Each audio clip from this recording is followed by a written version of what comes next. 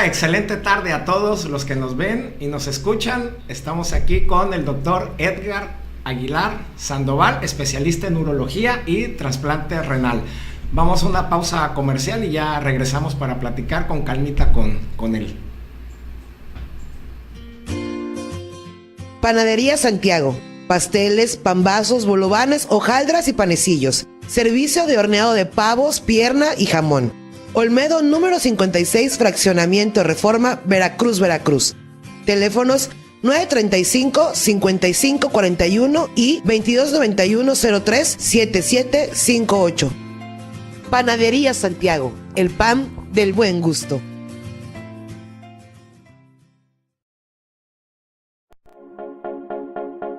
Agua de calidad, procesada con la más alta tecnología para que tengas la seguridad de consumirla sin riesgo alguno, te la ofrece Body Water. Haz tus pedidos al 2291 99 14 10. ¿Y con quién más?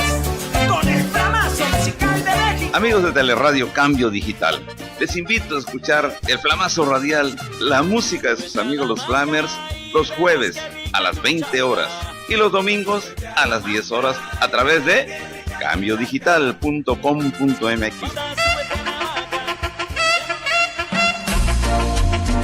Y un saludo de sus amigos del Flamazo Musical de México, los Flamers. Las noticias que ocurren diariamente en la entidad veracruzana, el acontecer nacional e internacional que tiene repercusión en Veracruz, los compartimos con usted de lunes a viernes de 12 a 13 horas en el informativo de Teleradio Cambio Digital y RW Cardel 90.3 FM. Soy Violeta Pacheco García. Le invito a estar bien informado a través de Teleradio Cambio Digital.tv.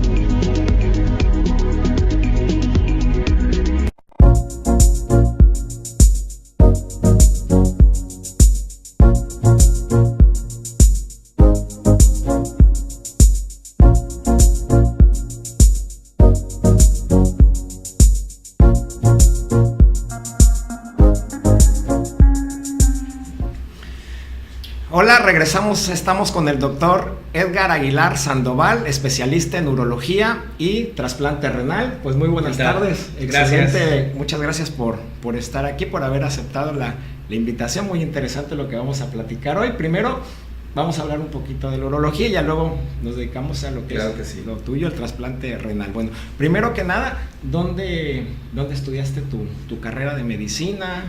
Bueno, muchas gracias por la invitación. Antes que nada, y bueno, para platicar un poco, yo estudié medicina en la Universidad de Guadalajara. Ahí mismo en Guadalajara me quedé a hacer la especialidad de urología en el Centro Médico Nacional de Occidente del Instituto Mexicano del Seguro Social. Y después, 4 años después, también regresé a hacer la especialidad de trasplante renal. ¿En qué momento decidiste de la carrera o del internado que querías enfocarte a la urología? Me acuerdo muy bien porque decidí yo hacer esta especialidad. Fue mi primer mes de internado, la primera rotación que tuve en el internado llegando al Hospital Civil Nuevo de Guadalajara. Me tocó la primera rotación, el servicio de urología, en donde el jefe de servicio era el doctor Jorge Gutiérrez Aceves, quien actualmente se encuentra en la Universidad de Duke, en Estados Unidos, como jefe del servicio de urología. Y el adentrarme en esa especialidad, el conocerla en ese aspecto en donde veías mujeres, hombres, niños, infinidad de patologías y sobre todo que utilizabas mucha tecnología para el momento de hacer los procedimientos, me llamó mucho la atención y en ese momento decidí hacer urología. Sí, ¿no? Que va a lo mejor de lo que puedes decir, a lo mejor lo más sencillito, una infección de orina, sí, hasta claro, lo que ves todo el trasplante renal que entra con todo, con inmunosupresores y todo ese tema, y que es una cirugía pues ya de un compleja, alto nivel. Y es multidisciplinaria. Aparte del equipo quirúrgico, los cirujanos específicamente, tenemos todo un equipo atrás del trasplante, que están los nefrólogos, enfermeras de terapia, trabajo social, coordinadores de donación, etcétera. Es un equipo muy bien conformado y todos los miembros son importantes para el éxito de este programa. Ok, bueno, pues vamos a empezar con algo más light. Más voz populi de, a lo mejor, bueno, comentamos algo, ¿no? De la importancia del cáncer de próstata. Bien, bueno, importante también recalcar que en este mes es el mes de la salud del hombre y la detección del cáncer de próstata. Noviembre es el mes para la detección oportuna del cáncer de próstata. Realmente son de las patologías que más tiene dudas la gente, ¿no? Saber qué síntomas se pueden llegar a presentar o si puedo llegar a prevenir un cáncer de próstata, cuáles son los factores de riesgo para llegar a padecer un cáncer de próstata. Lo importante y la información que debemos de tener es que sí existe una correlación genética en cuanto al desarrollo del cáncer de próstata, ya que si tenemos un familiar en primer grado, ya sea hermano, papá o abuelo incluso, con antecedentes de cáncer de próstata, tenemos un porcentaje más elevado que la población en general de padecer este tipo de cáncer. Recordar que es la segunda causa de muerte por cáncer en hombres, y que por eso están enfocándose todas las campañas actualmente en este mes a la detección oportuna para poder hacer una detección en el momento en que podemos ofrecer un tratamiento quirúrgico curativo. Ok, entonces aquí lo importante sería la prevención, ¿no? La prevención, si se detecta a tiempo, puede ser algo a lo mejor hasta cierto punto sencillo, no sé, digo, no para... Dependiendo específicamente, tenemos una herramienta actualmente que nos ayuda mucho para la detección, que se llama el antígeno prostático específico, porque dentro de los tabús que se presentan en el cáncer de próstata es la visita al urólogo, porque va a haber un tacto rectal. Actualmente tenemos herramientas, aparte del tacto rectal, para poder hacer una detección del cáncer de próstata. Y estamos hablando específicamente del antígeno prostático específico. Si el antígeno se encuentra en un valor de 0 a 4, esto es lo esperado y normal, y entonces no tenemos una sospecha de un cáncer de próstata. Pero si ese antígeno se eleva más allá de 4 actualmente, tenemos la obligación de descartar un cáncer de próstata. No significa cáncer una elevación del antígeno, pero sí tenemos la obligación de descartarlo. Y la gente sí suele acudir, o a veces es un poco reacia a esto, a lo mejor porque no sabe bien. Realmente antes había mucha desinformación o había más temor a acudir al urólogo para hacer esta detección. Ahora estamos viendo un cambio impresionante, que es algo bueno, en que el paciente ya acude con sus dudas, incluso acude ya con un antígeno prostático y a una revisión. Todavía nos falta cambiar más esa cultura de la prevención o de la detección oportuna, pero estamos viendo ya un cambio de actitud y un cambio de cultura en donde sí ya ahora ya el hombre ya trata de buscar más la atención médica. Bueno, entonces como hay mucho que platicar y tenemos poquito tiempo, así en resumen, a grosso modo, que a lo mejor síntomas importantes en el hombre, aparte de la edad, ¿no? Sí. Que para acudir un factor de riesgo es la edad, urólogo. Obviamente. Para tener cáncer de próstata, un factor de riesgo importante es la edad. Lamentablemente, en el cáncer de próstata no tenemos unos síntomas o signos tempranos que nos pueda llegar a determinar un cáncer de próstata en cuanto a presentación clínica. Lamentablemente, la presentación clínica, los signos y síntomas que se presentan es cuando la enfermedad ya está avanzada. Tenemos hematuria, que es un sangrado en la orina, infecciones recurrentes, dolor de la columna, dolor de huesos cuando ya es una enfermedad metastásica. Sobre todo este tipo de sintomatologías que ya está un poco más avanzado. Se puede llegar a confundir con el crecimiento prostático benigno, que todos los hombres vamos para allá. A partir de los 40 años nos va a crecer la próstata por efecto hormonal simplemente, y esto sí nos puede dar síntomas como ir a orinar en las noches, ir a orinar cada momento o menos de 2 horas, ir a orinar, tener la sensación de un vaciamiento incompleto.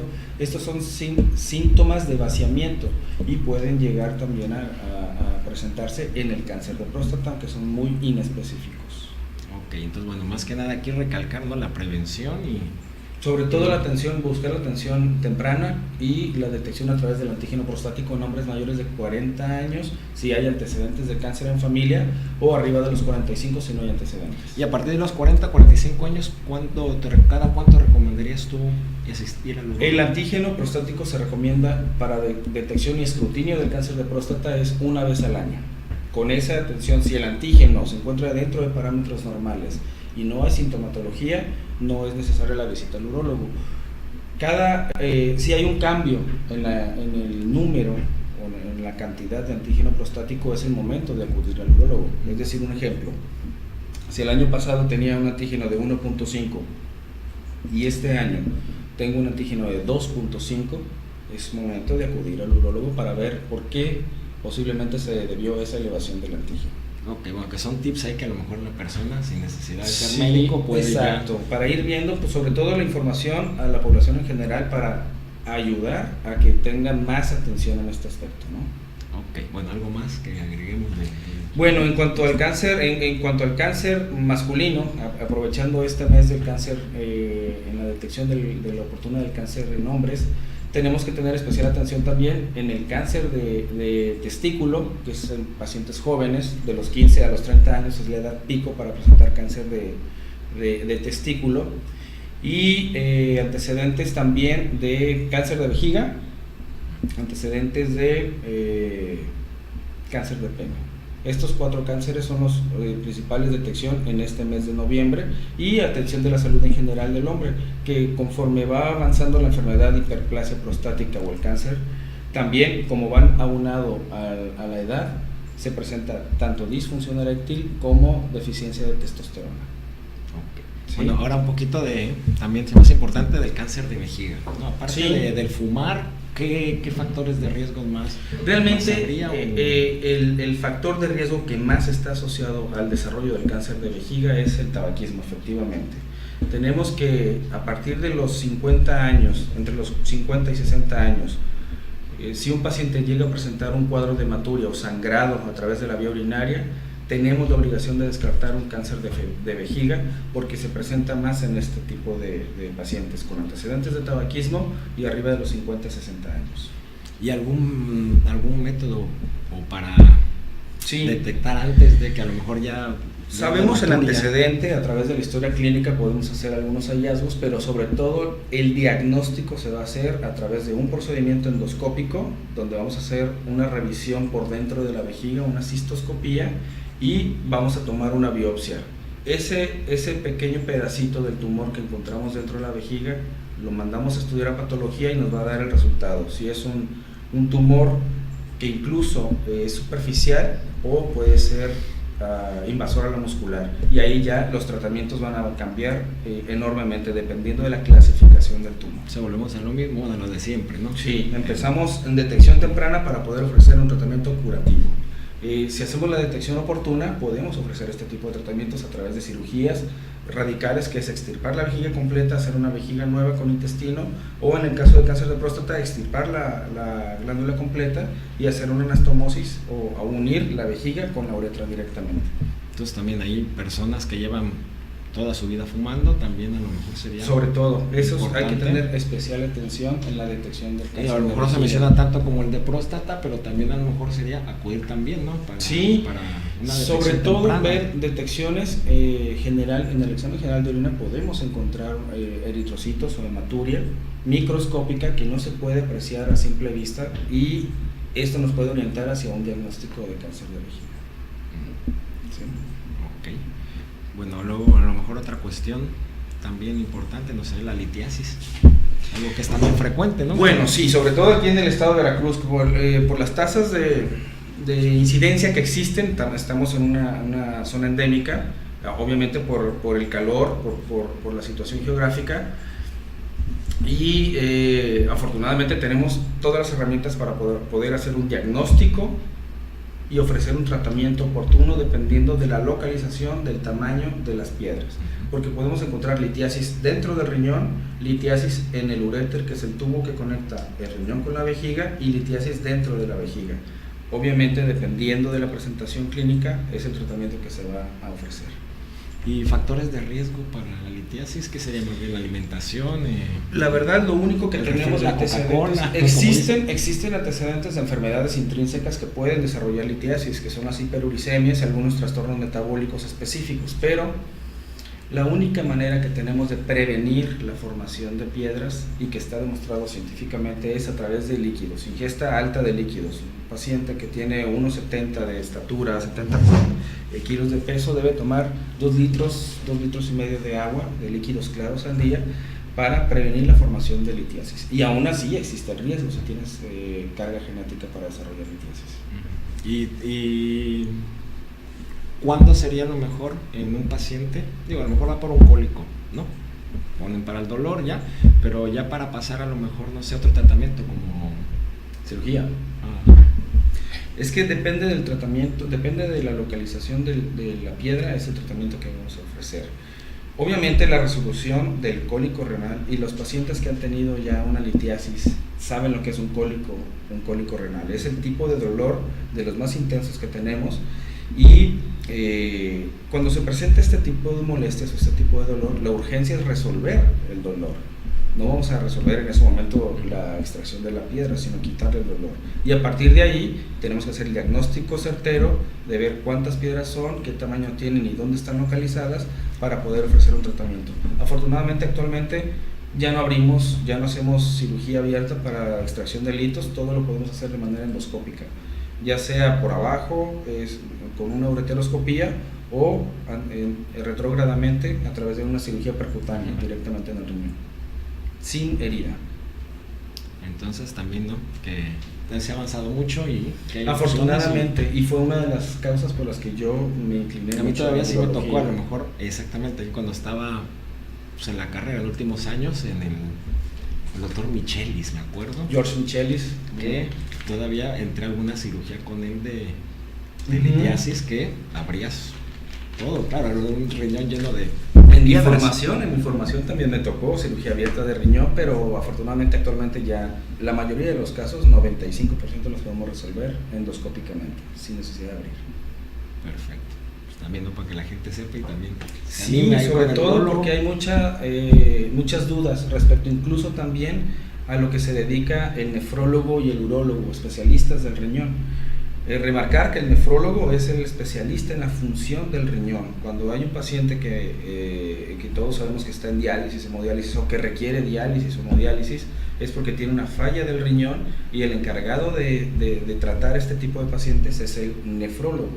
Y el urólogo tiene la característica que podemos hacer un diagnóstico y estudio de la vía urinaria, pero también ofrecemos un tratamiento quirúrgico. Entonces, somos los que operamos la vía urinaria, riñón, uréter, vejiga, próstata, vemos genitales masculinos y retroperitoneales, glándulas suprarrenales en ambos sexos. Por eso me gustó la urología, es tan amplia que ves hombres, mujeres y niños. Sí, luego la gente confunde eso, el nefrólogo con el urólogo. Sobre todo eso, porque a veces incluso llegan a consulta pensando en que nosotros podemos ayudarles en ese tipo de situaciones, y realmente el nefrólogo es el encargado del manejo tanto de la diálisis como de la hemodiálisis. Bueno, pues vamos a una pausa y seguimos platicando con el doctor Edgar Aguilar Sandoval. Las noticias que ocurren diariamente en la entidad veracruzana, el acontecer nacional e internacional que tiene repercusión en Veracruz, los compartimos con usted de lunes a viernes de 12 a 13 horas en el informativo de Teleradio Cambio Digital y RW Cartel 90.3 FM. Soy Violeta Pacheco García. Le invito a estar bien informado a través de Teleradio Cambio Digital.tv.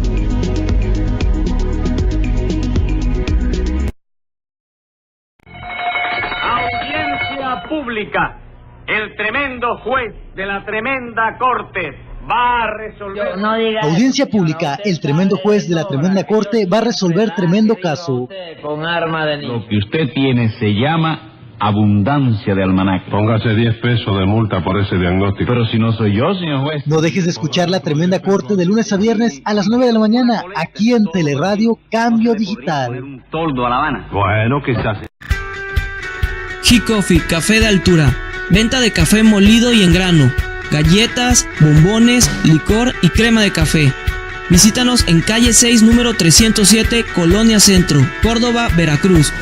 Teléfonos 271-713-4547. Envíos a toda la República Mexicana. G-Coffee, café de altura.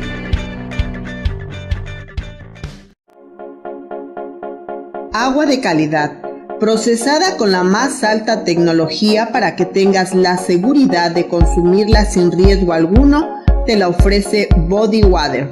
Haz tus pedidos al 22 91 99 14 10.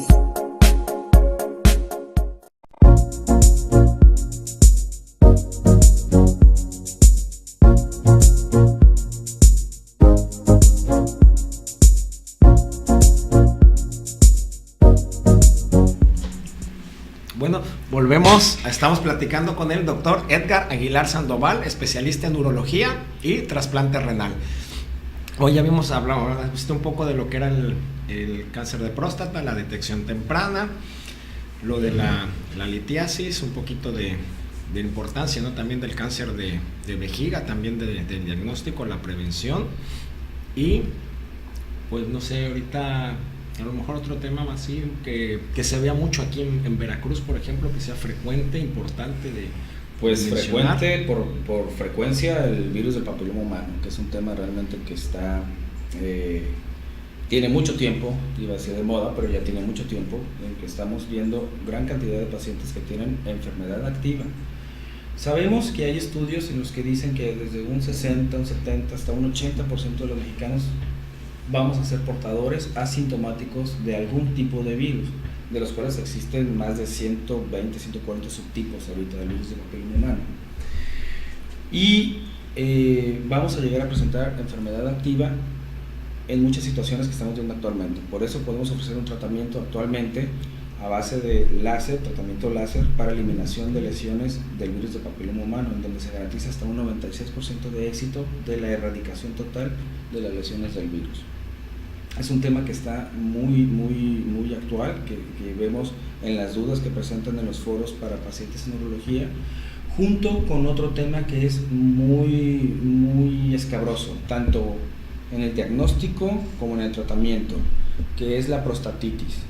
La prostatitis, tenemos diferentes tipos de prostatitis y no se debe de confundir con el crecimiento prostático benigno o la hiperplasia prostática. La prostatitis es un proceso, un fenómeno que existe una clasificación allí que podemos saber inicialmente si es debido a bacterias o no es debido a bacterias. Lo importante de este padecimiento es que dan síntomas muy vagos. El paciente cuando llega a consulta y le preguntas cuál es la sintomatología que tiene, te va a comentar que siente calambres, piquetes, entumido en el área genital, tanto en el pene como en testículos. Son síntomas muy vagos. Este tipo de padecimientos es de difícil tratamiento y de difícil diagnóstico. La historia natural normal de un paciente que tiene prostatitis es la visita a 1, 2, 3, 4 urólogos y es al quinto es donde va a encontrar su solución. Por lo tanto, tenemos que especificar bien desde la primera consulta a qué nos estamos enfrentando para que no haya un malentendido en cuanto a la respuesta del tratamiento.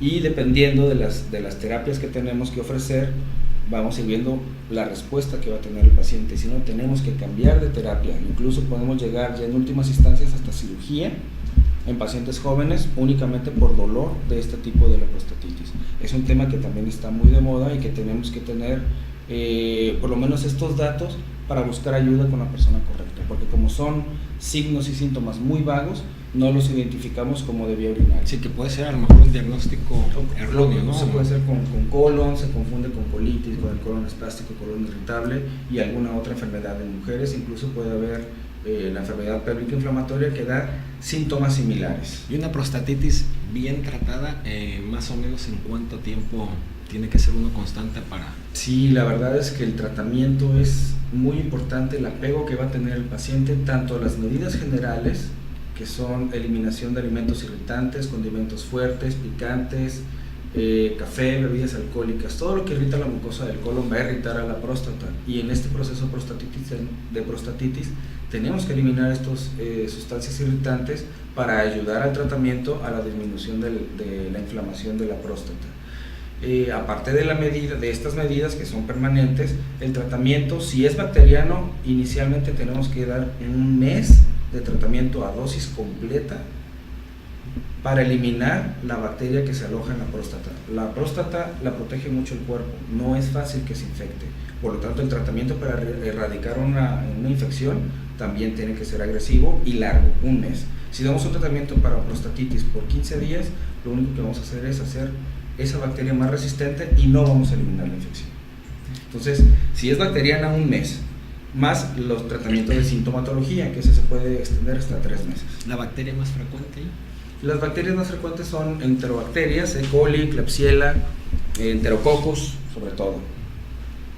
Sí, yo me acuerdo que para mí también había mucha hincapié en la hiperplasia, en la prostatitis y la prostatodinia. También ese prostatodinia es un signo, es decir, el dolor que siente el paciente de la próstata, y eso es característico de la prostatitis. ¿Y el dolor exactamente dónde sería como son inespecíficos, pero podemos referir como una sensación de pesadez en el área del perineo, pues entre los testículos y el ano, calambres, piquetes, irritación. ¿Y ese dolor es frecuente o muy intermitente? Esporádico y a veces sí es intenso, pero se va presentando por etapas, no es permanente. O sea, que son calambres, piquetes. A lo mejor de difícil diagnóstico, no sí, porque no lo vaya a hacer, sino a lo mejor porque el paciente por la sintomatología otra cosa, no acude, o va con el gastro, o va con... Todo ese paciente tiene, de hecho, el paciente que presenta este tipo de síntomas de prostatitis va muy aunado a lo que es el colon irritable, por eso también va íntimamente relacionado. Incluso el tratamiento va también, en medidas generales, tratamientos de respiración para el manejo del estrés. Esos son temas que están muy de moda, y sobre todo también actualmente si la circuncisión se realiza o no se realiza en niños. Antes había mucha controversia, actualmente sigue habiendo controversia de cuándo se realiza, si se hace al nacimiento, si lo hace el pediatra o si lo hace el urólogo pediatra.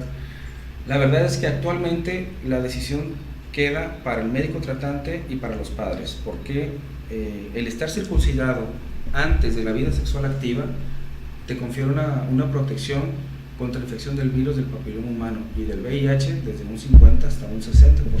Yo me acuerdo que esa era una pregunta de Mir, que yo hasta me quedé, fue cuando yo me enteré que la circuncisión protegía contra el VIH, contra el 50-60%. Es una de las terapias que están utilizando en África para la erradicación del VIH, o sea, la transmisión va a disminuir en pacientes. ¿Y por qué disminuye? ¿Por el contacto, la fricción, la herida? Pues hongo, virus o bacteria a lo mejor necesita un sustrato para producir una infección. Calor y humedad son situaciones que son muy propensas a generar alguna infección. Cuando nosotros regresamos el prepucio y cubrimos el glande, creamos un espacio de calor y de humedad que nos puede hacer más propensos a este tipo de infecciones. En un paciente circuncidado, al estar descubierto lo que es la mucosa del glande, pues posiblemente la exposición sea lo que nos disminuye la aparición de lesiones. Entonces tú, sobre todo, ¿en qué momento recomendarías? Antes de la vida sexual activa. Si tenemos un niño de 7, 8 años, actualmente el inicio de vida sexual activa ha disminuido, estamos alrededor de los 12 años. Sí, o a veces menos, ¿no? Yo creo que en un promedio de 12 años, quiere decir que hay niños de 10 años que ya están teniendo actividad sexual. No nos tenemos que asustar, así es actualmente la situación. Y por lo tanto, antes de los 12 años recomendamos nosotros hacer una circuncisión para darle un sentido de protección. O sea que no tiene que ser tampoco acabado de nacer ni... Tampoco, realmente el tiempo lo decidimos el médico tratante y los papás del niño. O sea, a final de cuentas no hay una ventaja de hacerlo antes o de hacerlo después. Nosotros, los urólogos, sugerimos hacerlo después de los 7 años porque podemos realizar ya una técnica bien realizada, preservadora de sensibilidad, etcétera, por la anatomía que ya está formado. Pero a final de cuentas los resultados a largo plazo es igual si es al nacimiento o a los 7, 8, 9 años. La idea es que sea antes de la vida sexual activa. Después de la vida sexual activa ya no nos confiere ninguna protección. Ok. Y bueno, hace rato mencionó, volviendo para atrás, de los tumores o el cáncer en testículo de jóvenes. Sí. Afortunadamente dentro de la urología tenemos al cáncer que sería el paradigma de los cánceres. ¿Por qué? Porque es el cáncer más curable. Tenemos una tasa de curación arriba del 96%, si se detecta a tiempo, obviamente.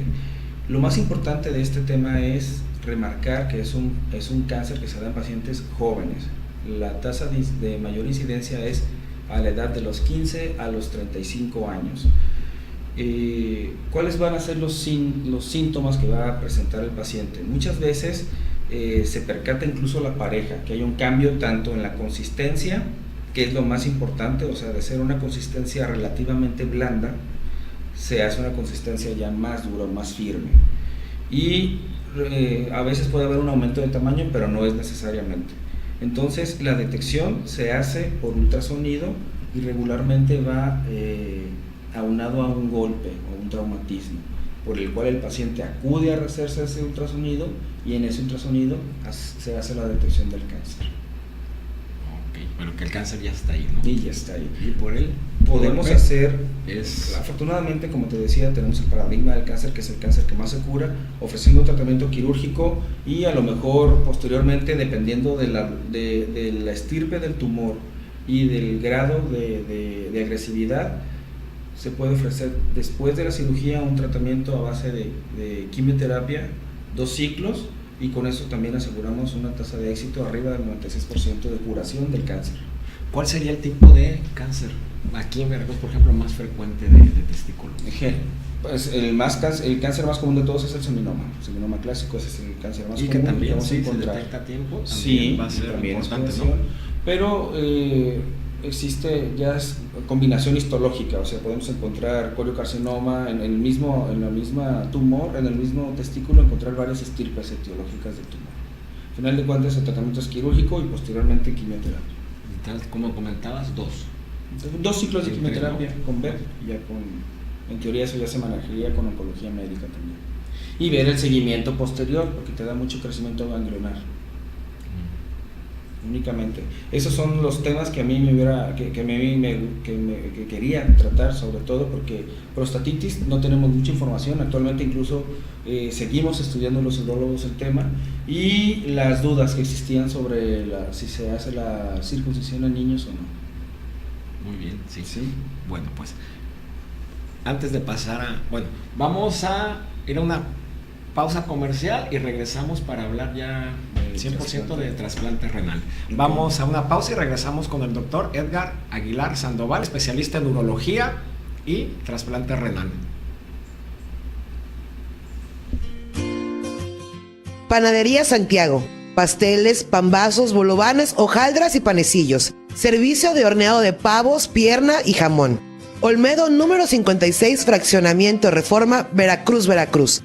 Teléfonos 935-5541 y 2291-03-7758.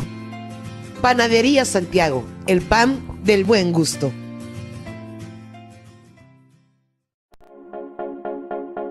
Agua de calidad, procesada con la más alta tecnología para que tengas la seguridad de consumirla sin riesgo alguno, te la ofrece Body Water. Haz tus pedidos al 2291 99 14 10. ¿Y con quién más? Con el Flamazo Musical de México. Amigos de Teleradio Cambio Digital, les invito a escuchar el Flamazo Radial, la música de sus amigos los Flamers, los jueves a las 20 horas y los domingos a las 10 horas a través de cambiodigital.com.mx.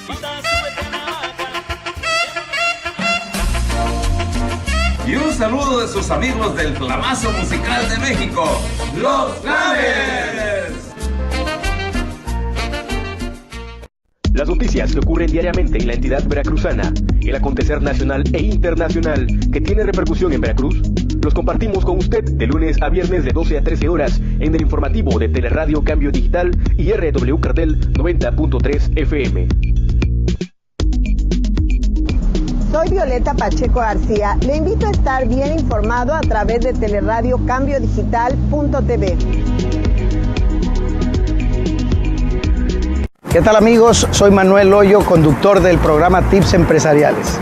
Escúchanos y venos todos los jueves a las 10 de la mañana por Teleradio Cambio Digital.tv, el programa de los empresarios para los empresarios, donde te llevaremos contenido empresarial, asesoría, capacitación, información acerca del mundo de los negocios. Jueves 10 de la mañana por Teleradio Cambio Digital.tv.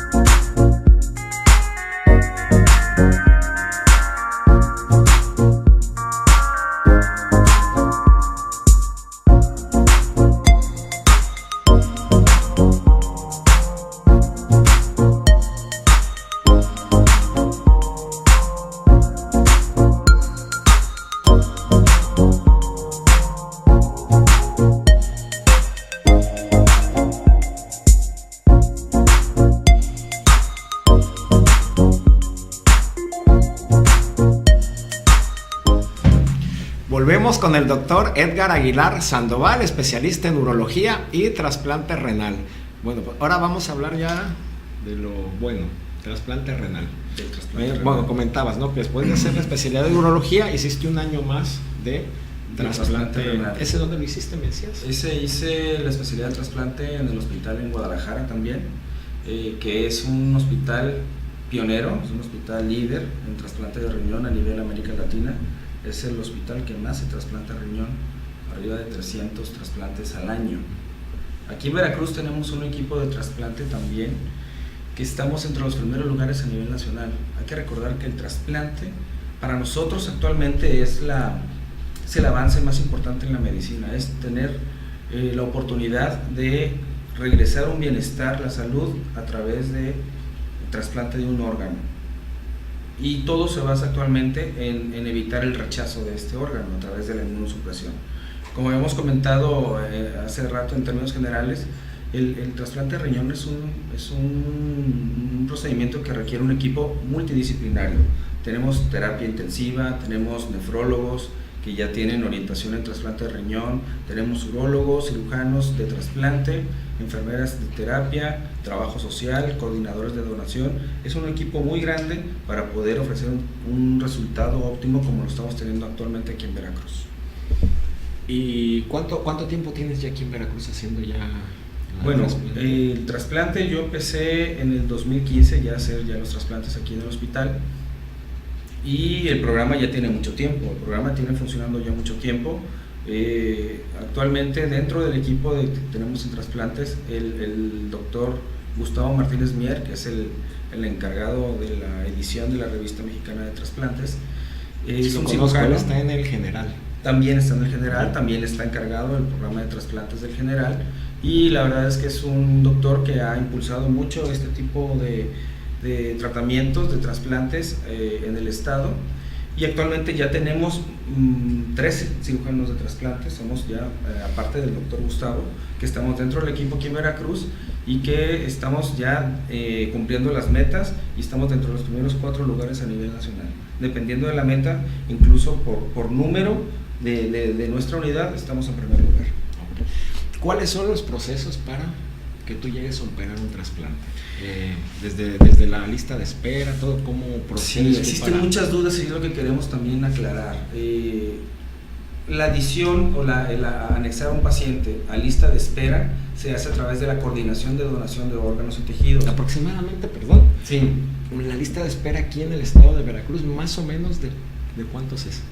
Dependiendo del grupo o tipo de sangre, tenemos la lista que más ampliamente están todos a nivel nacional en todos los centros de trasplante, es la de O positivo, que es la más común. En esta orden tenemos alrededor de 400 a 500 pacientes en espera de riñón. El grupo de A positivo tiene 100 aproximadamente en espera, y ya los demás tipos de sangre, pues como es más raro en la presentación, el número es más reducido. Pero a grandes rasgos tenemos en espera 600, 700 pacientes en espera, ya en lista de espera de un trasplante de riñón.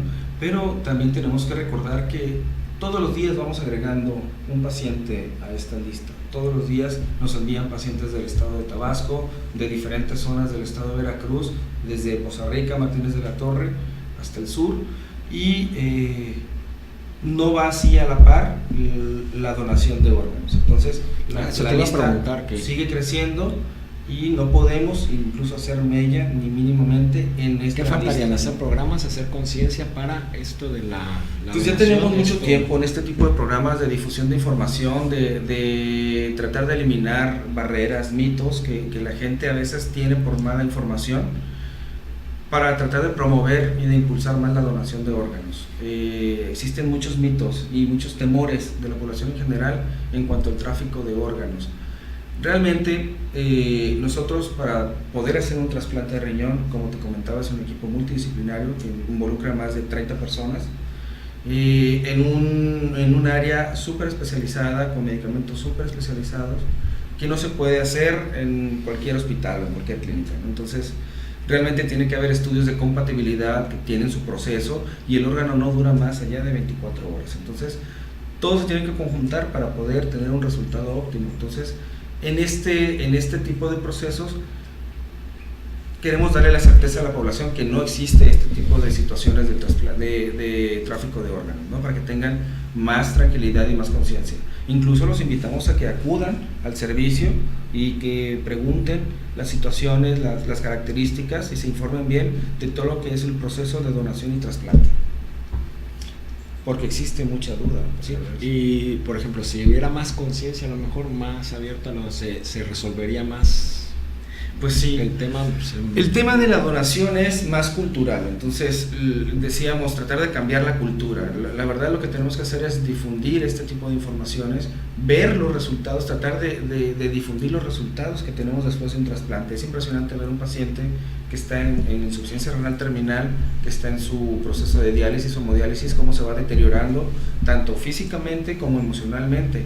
Y también no es únicamente el paciente, es todo el entorno familiar que genera entornos negativos, falta de trabajo, y hay que tener varios cuidadores, varias situaciones de cuidado especiales del paciente nefrópata enfermo de riñón. Entonces la situación trastoca todo el entorno familiar. Al recibir un órgano, este paciente, y tener su proceso de recuperación, este paciente va a volver al trabajo, va a volver a su vida normal, y entonces va a cambiar totalmente ese entorno, es cambiarle la vida totalmente a ese paciente. Realmente lo que tenemos que hacer es nosotros tomar conciencia y como pacientes que queremos donar y comentarlo con nuestros familiares, porque al final de cuentas lo legal actualmente es la decisión del familiar directo, ya sea esposa o papás, que van a decir sí quiero que mi paciente done sus órganos o no. Al final de cuentas lo que tenemos que hacer es comunicar a nuestros seres queridos y a nuestra familia que deseamos ser donadores de órganos, para que en ese momento donde se tenga que tomar la decisión podamos hacer disponibilidad de esos órganos. No será a lo mejor también el miedo, a lo mejor de decir, no, pero pues yo no me voy a morir ahorita, ¿no? ¿Para qué? Puede ser también mucho temor que si eres donador de órganos vas a llegar al hospital y no te van a atender, porque como eres donador, pues prefieren quitarte los riñones. Realmente la ventaja que tenemos en este proceso de donación es que si un paciente es donador y se encuentra en cualquier otro hospital que no es de tercer nivel, se va a trasladar a este hospital, o incluso nosotros vamos a ir a ese hospital a hacer la procuración de órganos, pero siempre va a estar vigilado ese paciente y va a tener la mejor atención porque estamos pensando en que puede donar sus órganos. Entonces ese temor de que no lo van a atender bien al paciente porque es donador es totalmente infundado. A final de cuentas reciben mayor atención y de mejor calidad de un paciente que es donador, posible donador, a un paciente que no es donador.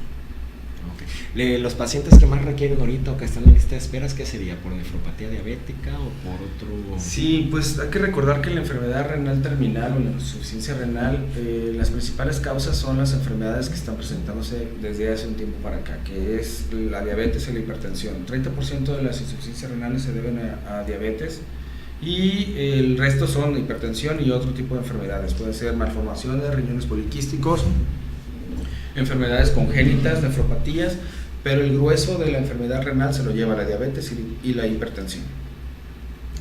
Bueno, y ahora ya está el paciente, hablamos de la lista de espera, cuántos hay, y ya tú como cirujano, ¿cómo es el proceso? ¿En qué momento hay un riñón?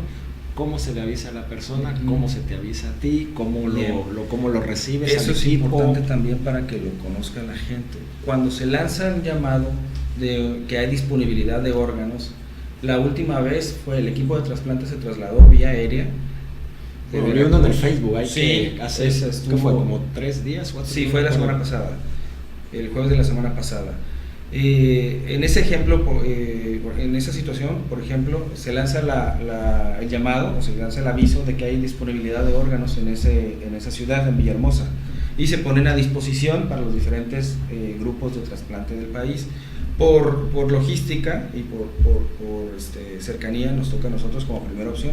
Si nosotros no tenemos un paciente de esas características o por cualquier situación no podemos ir, esos riñones se van a ofertar a otro centro de trasplante y el equipo de ese hospital tendría que ir a extraerlos. En este caso fue el equipo de aquí, fue el doctor Carlos Allende y el doctor Pedro Moreno como cirujanos a hacer la procuración de esos órganos.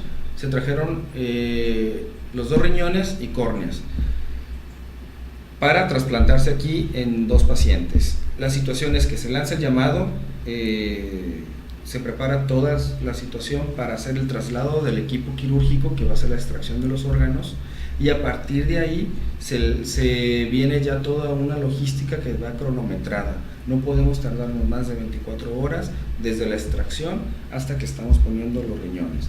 Entonces, en este proceso ya va el traslado del equipo, va las pruebas de compatibilidad, dependiendo del número de lista, del número que tengas en lista de espera, y de las características clínicas tanto del donador como del posible receptor, es la manera en que se les va a trasplantar a los pacientes. Esto quiere decir que no el que esté en primer lugar forzosamente tiene que recibir el riñón. Tiene que haber ciertas características, que eso ya lo tendremos que pulir por cada paciente, para que hubiera más compatibilidad. Es decir, un ejemplo, un paciente de 60 años y el paciente que está en primer lugar tiene 15. No vamos a ponerle ese riñón de 60 años al paciente de 15. Nos vamos a ir abajo para ir viendo más o menos, comparar un tipo de características similares y esperar que un riñón mejor le toque a este paciente. Esos son los criterios a grandes rasgos. La gente piensa que no, pues 1, 2, 3 y sí, y es el lugar, número, ¿no? Y se explica perfectamente muchas cosas, ¿no? Que sin gris, la edad a lo mejor que mencionas, ¿no? Exacto, y es uno de los factores. La compatibilidad, ¿no? También. Compatibilidad, características clínicas, bueno, la de la sangre, ¿no? Obviamente, también luego la HLA, también todo sobre y ir viendo que no es pues porque llegué primero, a lo mejor es el que esté en octavo, ¿no? El décimo si es más, sucede muy más viable, ¿no? Sí. Si sea el paciente apto, ¿no? Para ese riñón. Bueno, vamos a una pausa comercial y seguimos platicando de trasplante renal con el doctor Edgar Aguilar Sandoval, especialista en urología y trasplante. Audiencia pública. El tremendo juez de la tremenda corte va a resolver. Audiencia pública, el tremendo juez de la tremenda corte va a resolver tremendo caso. Con arma de niño. Lo que usted tiene se llama abundancia de almanaque. Póngase 10 pesos de multa por ese diagnóstico. Pero si no soy yo, señor juez. No dejes de escuchar la tremenda corte de lunes a viernes a las 9 de la mañana, aquí en Teleradio Cambio Digital. Un toldo a La Habana. Bueno, quizás. Impresión de gran formato, impresión digital y offset, vinilos decorativos, invitaciones, sublimación, serigrafía, artículos promocionales y anuncios luminosos. Visítanos en Avenida La Fragua, esquina Ignacio de la Llave, Veracruz Ver, teléfono 931-1334. Publigraphic, expresamos tus ideas.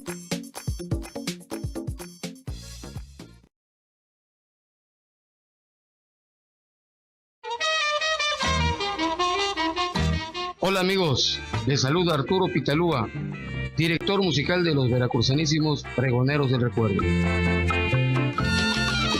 Para invitarles a escucharnos aquí en Teleradio cambiodigital.com.mx los martes a las 17 horas y los sábados 11 horas. Las noticias que ocurren diariamente en la entidad veracruzana, el acontecer nacional e internacional que tiene repercusión en Veracruz, los compartimos con usted de lunes a viernes de 12 a 13 horas en el informativo de Teleradio Cambio Digital y RW Cardel 90.3 FM. Soy Violeta Pacheco García. Le invito a estar bien informado a través de Teleradio Cambio Digital.tv.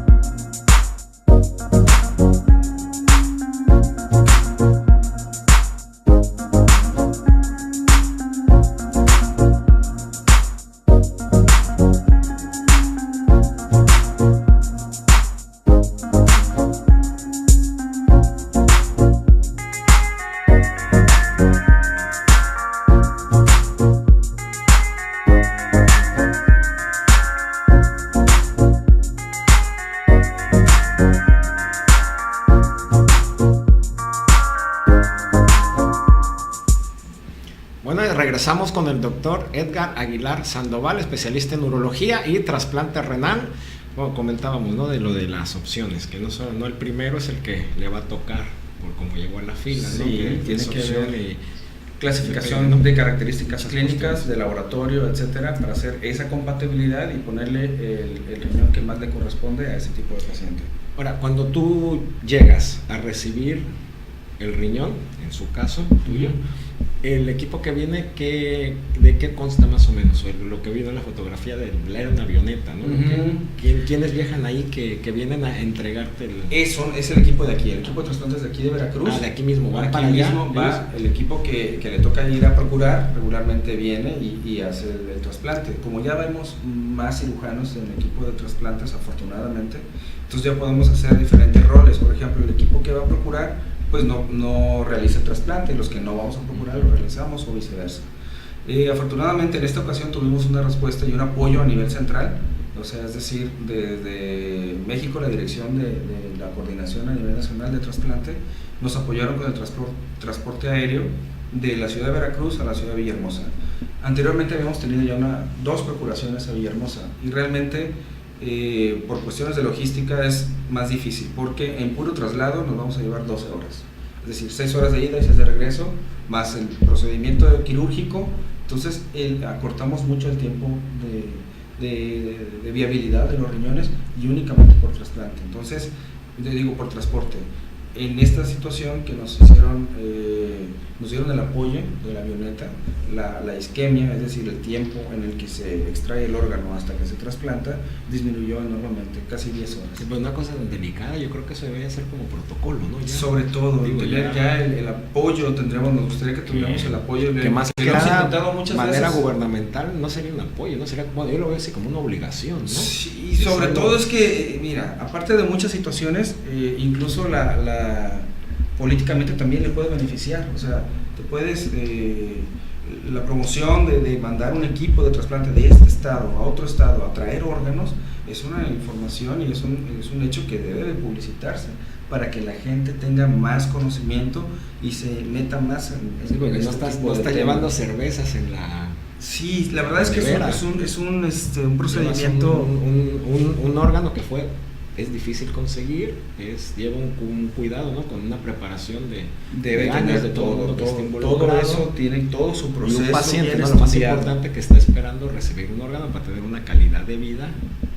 Actualmente están esos 2 pacientes, están funcionando bien los riñones que trajeron de Villahermosa, están estables. Hay uno que todavía está tardando, que se llama una función retardada del injerto, pero esperamos que pronto ya arranque bien.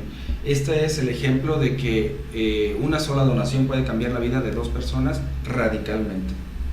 Esto es lo que es el trasplante y esto es lo que queremos que la gente sepa. Por eso queremos que haya más donación, más difusión de esta información y ir derribando poco a poco estos mitos, mentiras y tabúes que existen sobre el tema tanto de la donación como del trasplante de órganos. Ok, perfectamente. Bueno, nada más que también nos pueden seguir por Facebook y por YouTube en cualquier momento, pueden buscar el programa por ahí. Y también cuando tú entras ya a operar, más o menos, variará, ¿no? Pero más o menos, ¿cuánto tarda una cirugía de trasplante renal? Actualmente hoy hicimos un trasplante de donación de vivo regularmente. Son familiares o personas, amigos que lo donan de manera altruista.